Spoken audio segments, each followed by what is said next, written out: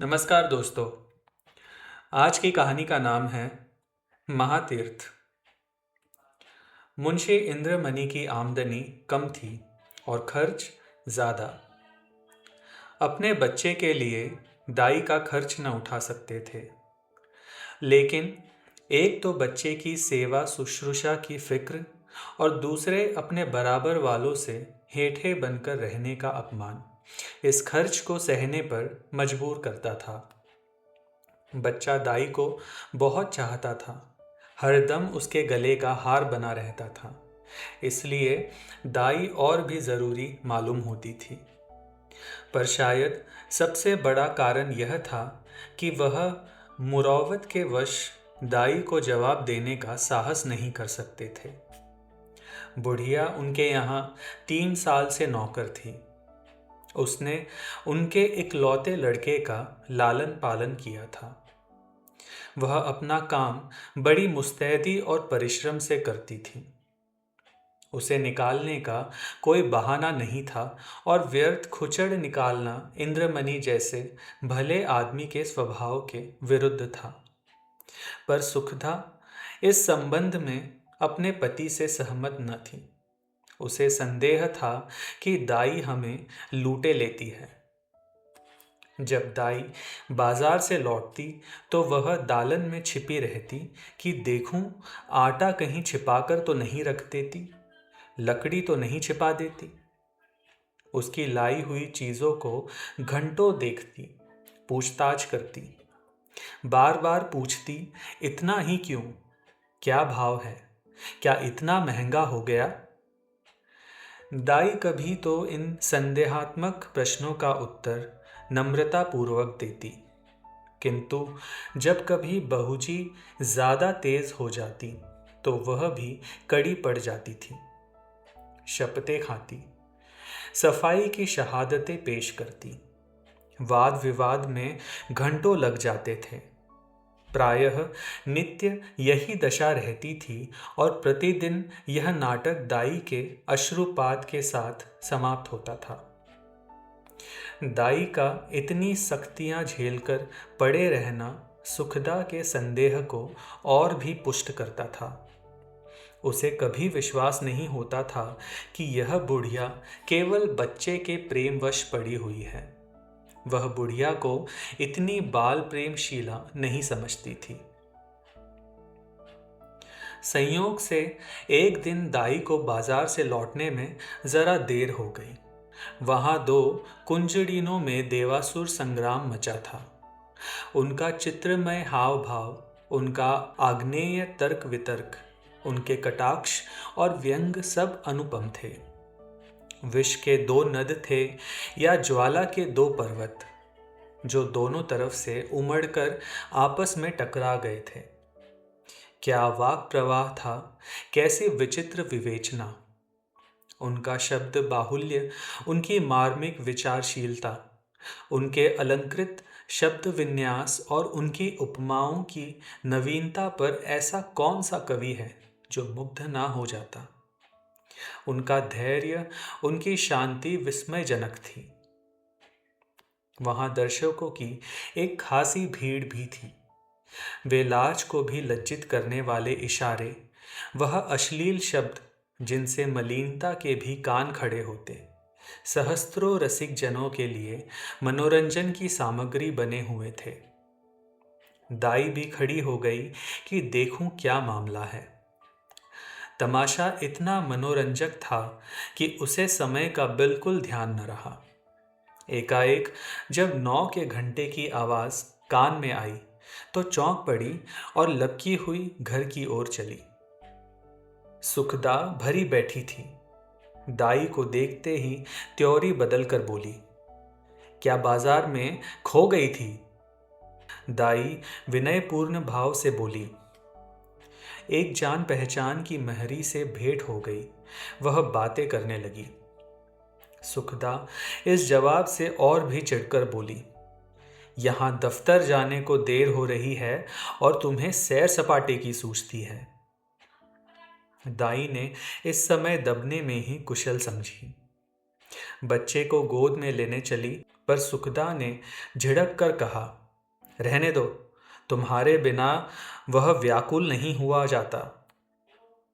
दाई ने इस आज्ञा को मानना आवश्यक नहीं समझा। बहूजी का क्रोध ठंडा करने के लिए इससे उपयोगी और कोई उपाय न सूझा। उसने रुद्रमणि को इशारे से अपने पास बुलाया। वह दोनों हाथ फैलाए लड़खड़ाता हुआ उसकी ओर चला। दाई ने उसे गोद में उठा लिया और दरवाजे की तरफ चली, लेकिन सुखदा बाज की तरह झपटी और रुद्र को उसकी गोद से छीनकर बोली, तुम्हारी यह धूर्तता बहुत दिनों से देख रही हूं। यह तमाशे किसी और को दिखाइयो, यहां जी भर गया। दाई रुद्र पर जान देती थी और समझती थी कि सुखदा इस बात को जानती है। उसकी समझ में सुखदा और उसके बीच यह ऐसा मजबूत संबंध था जिसे साधारण झटके तोड़ न सकते थे। यही कारण था कि सुखदा के कटु वचनों को सुनकर भी उसे यह विश्वास न होता था कि मुझे निकालने पर प्रस्तुत है। सुखदा ने ये बातें कुछ ऐसी कठोरता से कही और रुद्र को ऐसी निर्दयता से छीन लिया कि दाई से सहा न हो सका। बोली, बहूजी, मुझसे कोई बड़ा अपराध तो नहीं हुआ, बहुत तो पाव घंटे ही देर हुई होगी। इस पर आप इतना बिगड़ रही है तो साफ क्यों नहीं कह देती कि दूसरा दरवाजा देखो। नारायण ने पैदा किया है तो खाने को भी देगा, मजदूरी का आकाल थोड़े ही है। सुखदा ने कहा, तो यहां तुम्हारी परवाह ही कौन करता है। तुम्हारी जैसी लौंडी ने गली गली ठोकरें खाती फिरती है। दाई ने जवाब दिया, हाँ, नारायण आपको कुशल से रखे। लौंडी ने और दाइयाँ आपको बहुत मिलेंगी। मुझसे जो कुछ अपराध हुआ हो क्षमा कीजिएगा, मैं जाती हूँ। सुखदा, जाकर मर्दाने में अपना हिसाब कर लो। दाई, मेरी तरफ से रुद्र बाबू को मिठाइयाँ मंगवा दीजिएगा। इतने में इंद्रमणि भी बाहर से आ गए। पूछा, क्या है, क्या? दाई ने कहा, कुछ नहीं, बहूजी ने जवाब दिया है, घर जाती हूँ।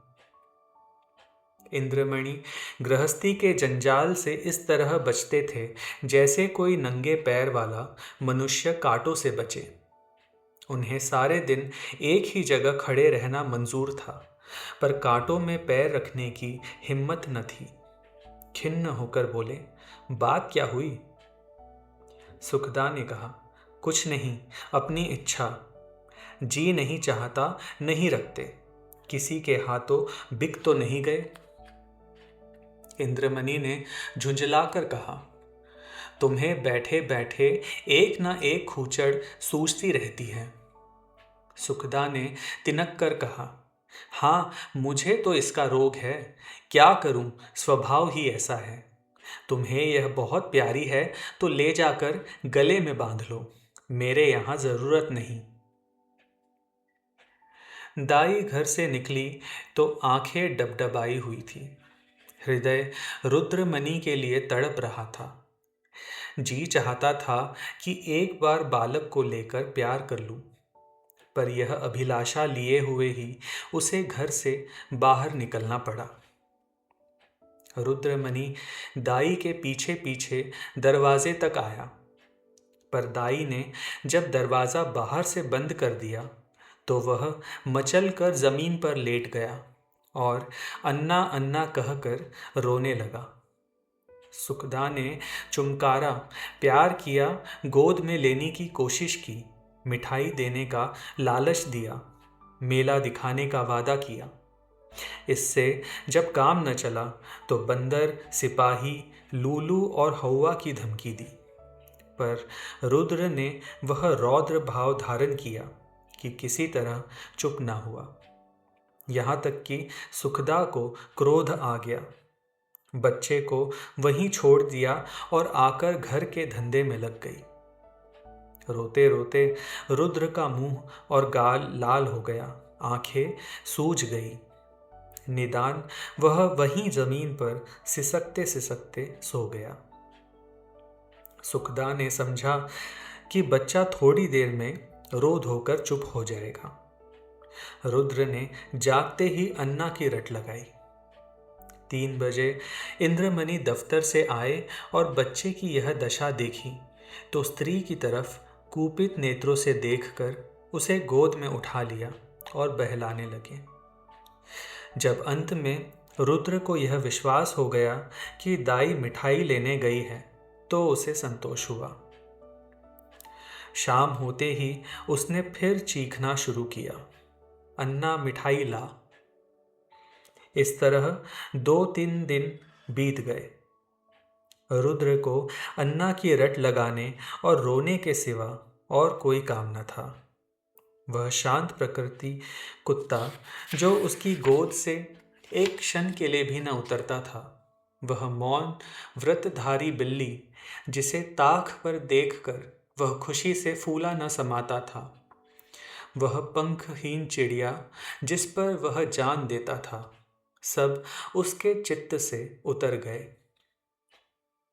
रुद्र उनकी तरफ आंख उठाकर भी न देखता।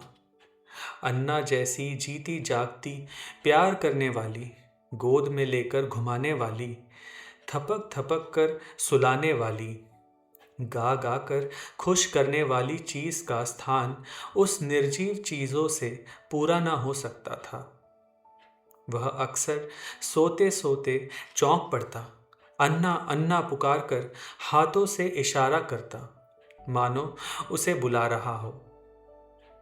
अन्ना की खाली कोठरी में घंटों बैठा रहता। उसे आशा होती कि अन्ना यहाँ आती होगी। इस कोठरी का दरवाज़ा खुलते सुनता तो अन्ना अन्ना कहकर दौड़ता, समझता कि अन्ना आ गई। उसका भरा हुआ शरीर घुल गया, गुलाब जैसा चेहरा सूख गया। माँ और बाप उसकी मोहनी हंसी के लिए तरस कर रह जाते थे। यदि बहुत गुदगुदाने या छेड़ने से हंसता भी तो ऐसा जान पड़ता था कि दिल से नहीं हंसता, केवल दिल रख लेने के लिए हंस रहा है। रुद्र को अब दूध से प्रेम न था, न मिश्री से, न मेवे से, न मीठे बिस्कुट से, न ताज़ी इमरती से। उनमें मज़ा तब था जब अन्ना अपने हाथों से खिलाती थी। अब उनमें मज़ा नहीं था। 2 साल का लहलहाता हुआ सुंदर पौधा मुरझा गया। वह बालक जिसे गोद में उठाते ही नरमी, गर्मी और भारीपन का अनुभव होता था, अब सूख कर कांटा हो गया। सुखदा अपने बच्चे की यह दशा देखकर भीतर ही भीतर कुढ़ती, अपनी मूर्खता पर पछताती। इंद्रमणि जो शांति प्रिय आदमी थे, अब बालक को गोद से अलग न करते थे। उसे रोज साथ हवा खिलाने ले जाते थे, नित्य नए खिलौने लाते थे, पर मुरझाया हुआ पौधा किसी तरह भी न पनपता था। दाई उसके लिए संसार की सूर्य थी। उस स्वाभाविक गर्मी और प्रकाश से वंचित रहकर हरियाली को बाहर कैसे दिखाता। दाई के बिना उसे अब चारों ओर सन्नाटा दिखाई देता था। दूसरी अन्ना तीसरे ही दिन रख ली गई थी, पर रुद्र उसकी सूरत देखते ही मुंह छिपा लेता था, मानो वह कोई डाइन या चुड़ैल हो। प्रत्यक्ष रूप में दाई को न देखकर रुद्र अब उनकी कल्पना में मग्न रहता। वहां उसकी अन्ना चलती फिरती दिखाई देती थी। उसकी वह गोद थी, वही स्नेह, वही प्यारी प्यारी बातें, वही प्यारे गाने, वही मज़ेदार मिठाइयाँ, वही सुहावना संसार, वही आनंदमय जीवन। अकेले बैठकर कल्पित अन्ना से बातें करता। अन्ना कुत्ता भूखे, अन्ना गाय दूध देती, अन्ना उजला उजला घोड़ा दौड़े।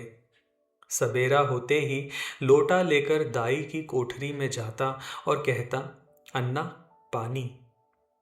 दूध का गिलास लेकर उसकी कोठरी में रख आता था और कहता, अन्ना दूध पिला। अपनी चारपाई पर तकिया रखकर चादर से ढांक देता और कहता, अन्ना सोती है। सुखदा जब खाने बैठती तो कटोरे उठा उठाकर अन्ना की कोठरी में ले जाता और कहता, अन्ना खाना खाएगी। अन्ना अब उसके लिए एक स्वर्ग की वस्तु थी, जिसके लौटने की अब उसे बिल्कुल आशा न थी। रुद्र के स्वभाव में धीरे धीरे बालकों की चपलता और सजीवता की जगह एक निराशाजनक धैर्य, एक आनंद विहीन शीतलता दिखाई देने लगी। इस तरह 3 हफ्ते गुजर गए। बरसात का मौसम था। कभी बेचैन करने वाली गर्मी, कभी हवा के ठंडे झोंके, बुखार और जुकाम का जोर था। रुद्र की दुर्बलता इस ऋतु परिवर्तन को बर्दाश्त न कर सकी। सुखदा उसे फलालैन का कुर्ता पहनाए रखती थी। उसे पानी के पास नहीं जाने देती, नंगे पैर एक कदम भी नहीं चलने देती, पर सर्दी लग ही गई। रुद्र को खांसी और बुखार आने लगा। प्रभात का समय था। रुद्र चारपाई पर आंख बंद किए पड़ा था। डॉक्टरों का इलाज निष्फल हुआ। सुखदा चारपाई पर बैठी उसकी छाती में तेल की मालिश कर रही थी और इंद्रमणि विषाद की मूर्ति बने हुए करुणापूर्ण आंखों से बच्चे को देख रहे थे।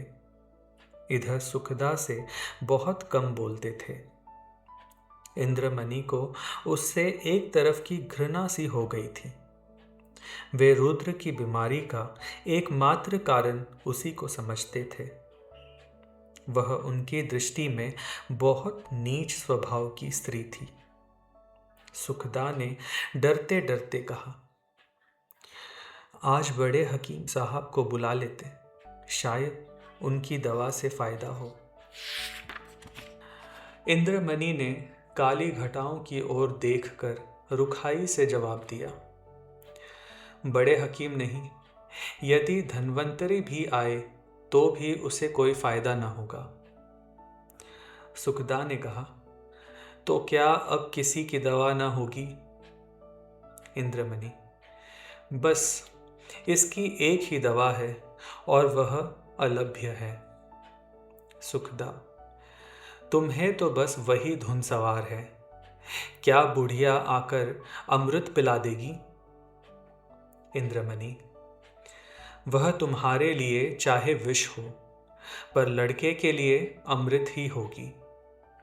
सुखदा, मैं नहीं समझती कि ईश्वर इच्छा उसके अधीन है। इंद्रमणि, यही नहीं समझती हो और अब तक नहीं समझी तो रोगी, बच्चे से हाथ धोना पड़ेगा।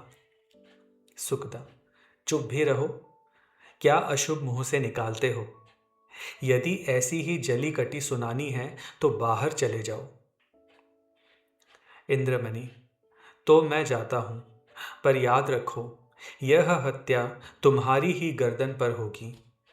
यदि लड़के को तंदुरुस्त देखना चाहती हो तो उसी दाई के पास जाओ, उससे विनती और प्रार्थना करो, क्षमा मांगो। तुम्हारे बच्चे की जान उसी की दया के अधीन है। सुखदा ने कुछ उत्तर न दिया। उसकी आंखों से आंसू जारी थे। इंद्रमणि ने पूछा, क्या मर्जी है, जाऊं, उसे बुला लाऊं? सुखदा, तुम क्या जाओगे, मैं आप चली जाऊंगी। इंद्रमणि, नहीं, क्षमा करो, मुझे तुम्हारे ऊपर विश्वास नहीं है। न जाने तुम्हारी जबान से क्या निकल पड़े कि जो वह आती भी तो न आए। सुखदा ने पति की ओर फिर तिरस्कार की दृष्टि से देखा और बोली, हाँ और क्या, मुझे अपने बच्चे की बीमारी का शोक थोड़े ही है। मैंने लाज के मारे तुमसे कहा नहीं, पर मेरे हृदय में यह बात बार बार उठी है। यदि मुझे दाई के मकान का पता मालूम होता तो मैं कब की उसे मना लाई होती। वह मुझसे कितनी ही नाराज हो, पर रुद्र से उसे प्रेम था। मैं आज ही उसके पास जाऊंगी। तुम विनती करने को कहते हो, मैं उसके पैरों पड़ने के लिए तैयार हूं। उसके पैरों को आंसुओं से भिगोऊंगी और जिस तरह राजी होगी राजी करूंगी। सुखदा ने बहुत धैर्य धरकर ये बातें कही, परंतु उमड़े हुए आंसू न रुक सके। इंद्रमणि ने स्त्री की ओर सहानुभूति पूर्वक देखा और लज्जित हो बोले, मैं तुम्हारा जाना उचित नहीं समझता, मैं खुद ही जाता हूं। कैलासी संसार में अकेली थी। किसी समय उसका परिवार गुलाब की तरह फूला हुआ था, परंतु धीरे धीरे उसकी सब पत्तियां गिर गई। अब उसकी सब हरियाली नष्ट भ्रष्ट हो गई और अब वही एक सूखी हुई टहनी उस हरे भरे पेड़ की चिन्ह रह गई थी। परंतु रुद्र को पाकर इस सूखी हुई टहनी में जान पड़ गई थी। इसमें हरी भरी पत्तियां निकल आई थी। वह जीवन जो अब तक नीरस और शुष्क था, अब सरस और सजीव हो गया था। अंधेरे जंगल में भटके हुए पथिक को प्रकाश की झलक आने लगी थी। अब उसका जीवन निरर्थक नहीं बल्कि सार्थक हो गया था। कैलासी रुद्र की भोली भाली बातों पर निछावर हो गई, पर वह अपना स्नेह सुखदा से छिपाती थी, इसलिए कि माँ के हृदय में द्वेष न हो। वह रुद्र के लिए माँ से छिपकर मिठाइयाँ लाती और उसे खिलाकर प्रसन्न होती। वह दिन में 2-3 बार उसे उबटन मलती कि बच्चा खूब पुष्ट हो। वह दूसरों के सामने उसे कोई चीज़ नहीं खिलाती कि उसे नज़र लग जाएगी। सदा वह दूसरों से बच्चे के अल्पाहार का रोना रोया करती। उसे बुरी नज़र से बचाने के लिए ताबीज़ और गंडे लाती रहती। यह उसका विशुद्ध प्रेम था। उसमें स्वार्थ की गंध भी न थी। इस घर से निकलकर आज कैलासी की वह दशा थी जो थिएटर में एकाएक बिजली लैंपों के बुझ जाने से दर्शकों की होती है। उसके सामने वही सूरत नाच रही थी। कानों में वही प्यारी प्यारी बातें गूंज रही थी। उसे अपना घर काटे खाता था। उस काल कोठरी में दम घुटा जाता था। रात ज्यों त्यों करकटी। सुबह को वह घर में झाड़ू लगा रही थी। बाहर ताज़े हलवे की आवाज़ सुनकर बड़ी फुर्ती से घर से बाहर निकल आई। तब याद आ गया, आज हलवा कौन खाएगा, आज गोद में बैठकर कौन चहकेगा। वह मधुर गान सुनने के लिए जो हलवा खाते समय रुद्र की आंखों से, होठों से और शरीर के एक एक अंग से बरसता, कैलासी का हृदय तड़प गया।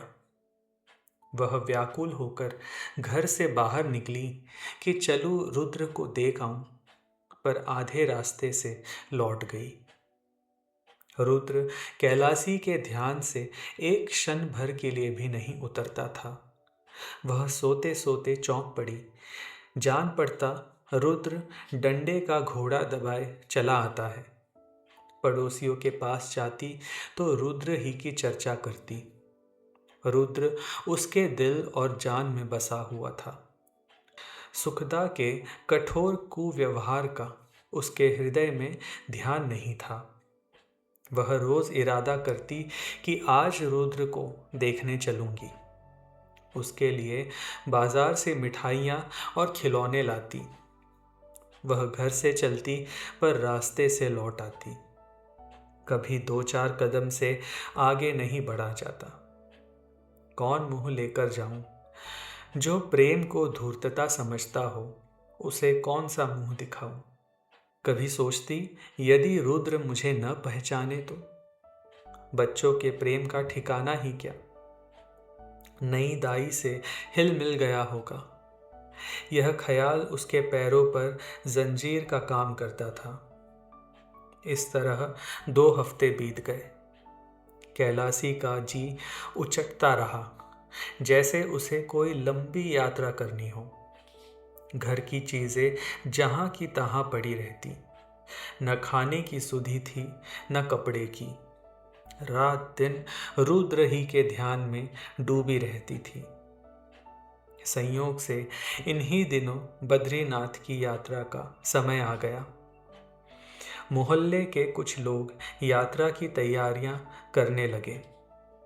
कैलासी की दशा इस समय उस पालतू चिड़िया की सी थी जो पिंजड़े से निकलकर फिर किसी कोने की खोज में हो। उसे विस्मृति का यह अच्छा अवसर मिल गया। यात्रा के लिए तैयार हो गई। आसमान पर काली घटाएं छाई हुई थी और हल्की हल्की फुहारें पड़ रही थी। देहली स्टेशन पर यात्रियों की बड़ी भीड़ थी। कुछ गाड़ियों पर बैठे थे, कुछ अपने घर वालों से विदा हो रहे थे। चारों तरफ एक हलचल सी मची थी। संसार माया आज भी उन्हें जकड़े हुए थी।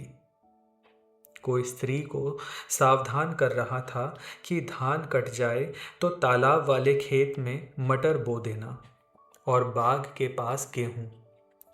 कोई अपने जवान लड़के को समझा रहा था, असामियों पर बकाया लगान की नालिश में देर न करना और 2 रुपए सैकड़ा सूद जरूर काट लेना। एक बूढ़े व्यापारी महाशय अपने मुनीम से कह रहे थे कि माल आने में देर हो तो खुद चले जाइएगा और चलतू माल लीजिएगा, नहीं तो रुपया फंस जाएगा। पर कोई कोई ऐसे श्रद्धालु मनुष्य भी थे जो धर्म मग्न दिखाई देते थे। वे या तो चुपचाप आसमान की ओर निहार रहे थे या माला फेरने में तल्लीन थे। कैलासी भी एक गाड़ी में बैठी सोच रही थी, इन भले आदमियों को अब भी संसार की चिंता नहीं छोड़ती। वही बनिज व्यापार, लेन देन की चर्चा। रुद्र इस समय यहाँ होता तो बहुत रोता, मेरी गोद से कभी न उतरता। लौटकर उसे अवश्य देखने जाऊंगी। ईश्वर, किसी तरह गाड़ी चले, गर्मी के मारे जी व्याकुल हो रहा है। इतनी घटा उमड़ी हुई है किंतु बरसने का नाम नहीं लेती। मालूम नहीं यह रेल वाले क्यों देर कर रहे हैं। झूठ मूठ इधर उधर दौड़ते फिरते हैं। यह नहीं कि झटपट गाड़ी खोल दे, यात्रियों की जान में जान आए। एकाएक उसने इंद्रमणि को बाइसिकल लिए प्लेटफॉर्म पर आते देखा। उसका चेहरा उतरा हुआ और कपड़े पसीने से तर थे। वह गाड़ियों में झांकने लगे। कैलासी केवल यह जताने के लिए कि मैं भी यात्रा करने जा रही हूं, गाड़ी से बाहर निकल आई। इंद्रमणि कैलासी को देखते ही लपक कर करीब आ गए और बोले, क्यों कैलासी, तुम भी यात्रा को चली? कैलासी ने सगर्व दीनता से उत्तर दिया, हाँ, यहाँ क्या करूं? जिंदगी का कोई ठिकाना नहीं, मालूम नहीं कब आंखें बंद हो जाए। परमात्मा के यहाँ मुंह दिखाने का भी तो कोई उपाय होना चाहिए। रुद्र बाबू अच्छी तरह है? इंद्रमणि, अब तो जा ही रही हो, रुद्र का हाल पूछकर क्या करोगी? उसे आशीर्वाद देती रहना। कैलासी की छाती धड़कने लगी। घबरा कर बोली, उनका जी अच्छा नहीं है क्या? इंद्रमणि, वह तो उसी दिन से बीमार है जिस दिन तुम वहां से निकली। 2 हफ्ते तक उसने अन्ना अन्ना की रट लगाई। अब 1 हफ्ते से खांसी और बुखार में पड़ा है। सारी दवाइयाँ करके हार गया, कुछ फायदा ना हुआ। मैंने सोचा था कि चलकर तुम्हारी अनुनय विनय करके लेवा लाऊंगा। क्या जाने तुम्हें देखकर उसकी तबीयत संभल जाए। पर तुम्हारे घर पर आया तो मालूम हुआ कि तुम यात्रा करने जा रही हो। अब किस मुंह से चलने को कहूँ। तुम्हारे साथ सलूक ही कौन सा अच्छा किया था जो इतना साहस करूं। फिर पुण्य कार्य में विघ्न डालने का भी डर है। जाओ, उसका ईश्वर मालिक है। आयु शेष है तो बच ही जाएगा, अन्यथा ईश्वरी गति में किसी का क्या वश। कैलासी की आंखों के सामने अंधेरा छा गया। सामने की चीजें तैरती हुई मालूम होने लगी। हृदय भावी अशुभ की आशंका से दहल गया। हृदय से निकल पड़ा, हे ईश्वर, मेरे रुद्र का बाल बाका न हो। प्रेम से कैलासी का गला भर आया। विचार किया, मैं कैसी कठोर हृदया हूं। प्यारा बच्चा रो रो कर हलाकान हो गया और मैं उसे देखने तक नहीं गई। सुखदा का स्वभाव अच्छा नहीं, न सही, किंतु रुद्र ने मेरा क्या बिगाड़ा था कि मैंने माँ का बदला बेटे से लिया। ईश्वर, मेरे अपराध क्षमा करो। प्यारा रुद्र मेरे लिए हुड़क रहा है। इस ख्याल से कैलासी का कलेजा महसूस उठा और आंखों से आंसू बह निकले। मुझे क्या मालूम था कि उसे मुझसे इतना प्रेम है। नहीं मालूम बच्चे की क्या दशा है। वह भयातुर हो बोली, दूध तो पीते हैं ना। इंद्रमणि, तुम दूध पीने को कहती हो। उसने 2 दिन से आंखें तक नहीं खोली। कैलासी, या मेरे परमात्मा, अरे कूली कूली, बेटा आकर मेरा सामान गाड़ी से उतार दे। अब मुझे तीर्थ जाना नहीं सूझता। हाँ बेटा, जल्दी कर। बाबूजी, देखो कोई एक्का हो तो ठीक कर लो। एक्का रवाना हुआ। सामने सड़क पर बग्घियां खड़ी थी। घोड़ा धीरे धीरे चल रहा था। कैलासी बार बार झुंझलाती थी और 51 से कहती थी, बेटा जल्दी कर, मैं तुझे कुछ ज्यादा दे दूंगी। रास्ते में मुसाफिरों की भीड़ देखकर उसे क्रोध आता था। उसका जी चाहता था कि घोड़े के पर लग जाते। लेकिन इंद्रमणि का मकान करीब आ गया तो कैलासी का हृदय उछलने लगा। बार बार हृदय से रुद्र के लिए शुभ आशीर्वाद निकलने लगा। ईश्वर करे सब कुशल मंगल हो। एक का इंद्रमणि की गली की ओर मुड़ा। अकस्मात कैलासी के कान में रोने की ध्वनि पड़ी। कलेजा मुंह को आ गया। सिर में चक्कर आ गया। मालूम हुआ नदी में डूबी जाती है। जी चाहा कि एक्के पर से कूद पड़ूं, पर थोड़ी ही देर में मालूम हुआ कि कोई स्त्री मैके से विदा हो रही है। संतोष हुआ। अंत में इंद्रमणि का मकान आ पहुंचा। कैलासी ने डरते डरते दरवाजे की तरफ ताका, जैसे कोई घर से भागा हुआ अनाथ लड़का शाम को भूखा प्यासा घर आए। दरवाजे की ओर सटकी हुई आंखों से देखे कि कोई बैठा तो नहीं है। दरवाजे पर सन्नाटा छाया हुआ था। महाराज बैठा सूरती मल रहा था। कैलासी को घर आंगन के हालात देखकर जरा ढाढ़स हुआ। घर में बैठी तो नई दाई पुलटिस पका रही है। हृदय में बल का संचार हुआ। सुखदा के कमरे में गई तो उसका हृदय गर्मी के मध्यकाल के सदृश कांप रहा था। सुखदा रुद्र को गोद में लिए दरवाजे की ओर एकटक ताक रही थी। शोक और करुणा की मूर्ति बनी थी। कैलासी ने सुखदा से कुछ नहीं पूछा। रुद्र को उसकी गोद से लिया और उसकी तरफ सजल नयनों से देखकर कहा, बेटा रुद्र, आंखें खोलो। रुद्र ने आंखें खोली। क्षण भर दाई को चुपचाप देखता रहा। तब एकाएक दाई के गले से लिपटकर बोला, अन्ना आई, अन्ना आई। रुद्र का पीला मुरझाया हुआ चेहरा खिल उठा, जैसे बुझते दीपक में तेल पड़ जाए। ऐसा मालूम हुआ मानो वह कुछ बढ़ गया है। एक हफ्ता बीत गया। प्रातः काल का समय था। रुद्र आंगन में खेल रहा था। इंद्रमणि ने बाहर से आकर उसे गोद में उठा लिया और प्यार से बोले, तुम्हारी अन्ना को मारकर भगा दे। रुद्र ने मुंह बनाकर कहा, नहीं, रोएगी। कैलासी बोली, क्यों बेटा, तुमने तो मुझे बद्रीनाथ नहीं जाने दिया। मेरी यात्रा का पुण्य फल कौन देगा? इंद्रमणि ने मुस्कुराकर कहा, तुम्हें उससे कहीं अधिक पुण्य हो गया। यह तीर्थ महातीर्थ है। तो दोस्तों, ये थी कहानी महातीर्थ। अगर आपको ये कहानी पसंद आई तो प्लीज़ वीडियो को लाइक करिए। इस वीडियो को अपने दोस्तों और परिवारजनों के साथ शेयर कीजिए और मेरे चैनल को सब्सक्राइब करना ना भूलिएगा। हम मिलेंगे अगले वीडियो में एक नई कहानी के साथ। तब तक के लिए बहुत बहुत धन्यवाद।